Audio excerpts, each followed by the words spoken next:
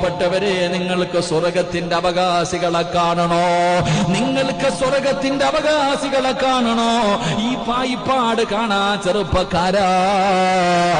സ്വർഗത്തിന്റെ അവകാശികളായ ചിലര് നിങ്ങളുടെ കുടുംബങ്ങളിലുണ്ട്. എന്റെ പ്രിയപ്പെട്ടവരവരാരെന്നറിയുമോ?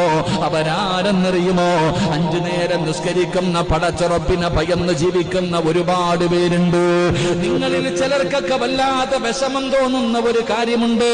മഹാനായ അബ്ദുല്ലാഹി ഇബ്നു ഉമർ റളിയല്ലാഹു തആല അൻഹുവിനോട് എല്ലാവരും ചോദിക്കുന്നു, തങ്ങളെ സ്വർഗത്തിന്റെ അവകാശിയാണെന്ന് തിരിച്ചറിയാറുള്ള അടയാളമെന്താ? അല്ലാഹു കാണിച്ചു തന്ന അടയാളമെന്താ? അല്ലാഹു കാണിച്ചു തന്ന അടയാളമെന്താ? മഹാനായ ഇബ്നു ഉമർ റളിയല്ലാഹു തആല അൻഹു അവിടെന്ന് ചോദിക്കുന്നു, സ്വഹാബാ, അല്ലാഹുവിന്റെ റസൂൽ പറഞ്ഞത് നിങ്ങൾക്ക് ഓർമ്മയില്ലേ? അല്ലാഹുവിന്റെ റസൂൽ മുത്തുനബി അവിടെന്ന് പറഞ്ഞ ഹദീസ് ഓർമ്മയില്ലേ? ഏതെങ്കിലും ഒരു മനുഷ്യന്റെ കണ്ണിന്റെ കാഴ്ച അല്ലാഹു തിരിച്ചെടുത്താൽ, അല്ലാഹു ഒരു മനുഷ്യന് നൽകിയ ഏറ്റവും വലിയ അനുഗ്രഹമാണല്ലോ ഈ കണ്ണുകൾ. ഈ കണ്ണിന്റെ കാഴ്ചയുണ്ടല്ലോ.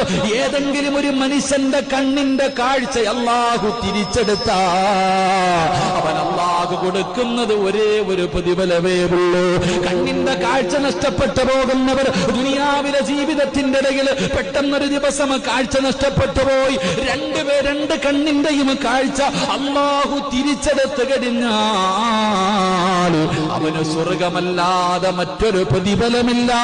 അവന് സ്വർഗം പ്രതിഫലമാണെന്ന് ആദരവായ പ്രവാചകൻ നബി മുഹമ്മദ് മുസ്തഫ